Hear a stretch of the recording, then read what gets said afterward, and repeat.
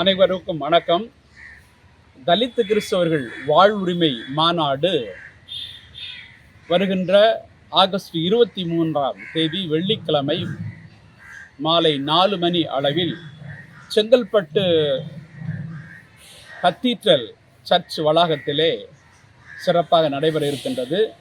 இந்த தலித் கிறிஸ்தவர்கள் வாழ்வுரிமை மாநாடு ஒரு முக்கிய கோரிக்கையை வலியுறுத்துகிறது. அது என்ன கோரிக்கை என்றால், தலித் கிறிஸ்தவ மக்கள் பட்டியலினத்திலே சேர்க்கப்பட வேண்டும் என்பது.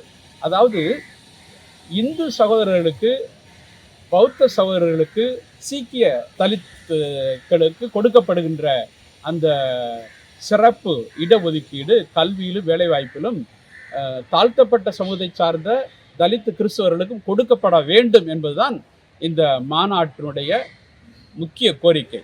அரசியல் நிர்ணய சட்டம் 1950ஆம் ஆண்டு பாராளுமன்றத்திலே அறிமுகப்படுத்தப்பட்ட பொழுது அந்த அரசியல் நிர்ணய சட்டம் இந்திய குடிமக்களை மதத்தின் அடிப்படையிலே வேறுபடுத்தக்கூடாது, மதத்தின் அடிப்படையிலே ஏற்றத்தாழ்வு காட்டக்கூடாது என்று வலியுறுத்துகிறது. ஆனால் இது ஒரு முரண்பாட்டை தன்னுள்ளே அடக்கியிருக்கிறதை பார்க்கின்றோம். பொருளாதாரத்தில் மிகவும் பின்தங்கி இருக்கக்கூடிய தலித் கிறிஸ்தவ மக்கள் பட்டியல் அட்டவணையிலே சேர்க்கப்படவில்லை. இதுதான் ஒரு முரண்பாடானது. பொருளாதாரத்தில் பின்தங்கி இருக்கின்ற இந்து சகோதரர்கள், சீக்கிய சகோதரர்கள், பௌத்த சகோதரர்கள் சேர்க்கப்பட்டிருக்கிறார்கள். இன்னும் இவர்கள் சேர்க்கப்படாது ஒரு முரண்பாடாகவும் அநீதியாக இருப்பதை நாம் பார்க்கின்றோம். இது மதத்தின் அடிப்படையிலே வேறுபாடு காட்டக்கூடாது என்பதற்கு முரண்பாடாக இருக்கிறது. எனவே இந்த முரண்பாடு விரைவிலே களையப்பட வேண்டும். 1956 சீக்கிய மதத்தை சார்ந்த தாழ்த்தப்பட்டவர்கள் தொடர் போராட்டம், வீரியமிக்க போராட்டத்தை நடத்தியதால் அரசியல் நிர்ணய சட்டம் திருத்தப்பட்டது. அவர்கள் இந்த சலுகை உரிமையை பெறக்கூடிய ஒரு வாய்ப்பை பெற்றார்கள். அதே போல 1990 அந்த அரசியல் நிர்ணய சட்டம் மீண்டும் திருத்தப்பட்டு புத்த சமுதாயத்தை சார்ந்த தாழ்த்தப்பட்ட மக்களுக்கும் இந்த இடஒதுக்கீடு சலுகை கொடுக்கப்பட்டது. இதையெல்லாம் நாம் வரவேற்கிறோம், பாராட்டுகிறோம். ஆனால் இந்த தாழ்த்தப்பட்ட மக்கள் ஜாதியாலும் தீண்டாமையாலும் திருச்சபைக்குள் நீண்ட நாளாக பொருளாதாரத்திலே மிகவும் பிற்படுத்தப்பட்ட மக்களாக வைக்கப்பட்டிருக்கிறார்கள். இவருடைய போராட்டம் கடந்த 77 ஆண்டுகளாக நடந்து கொண்டிருக்கிறது. இவர்களுக்கு எப்பொழுது மத்திய அரசு, மாநில அரசு செவிசாய்க்க போகிறது என்ற ஒரு கேள்வி நம்மிடத்தில் இருக்கிறது. இந்த கேள்விக்கு பதில் காணக்கூடிய வகையிலே வீரியமிக்க போராட்டத்தை தொடர்ந்து தமிழ்நாடு தீண்டாமை ஒழிப்பு முன்னணி எடுத்து வருவதை நாம் பார்க்கின்றோம்.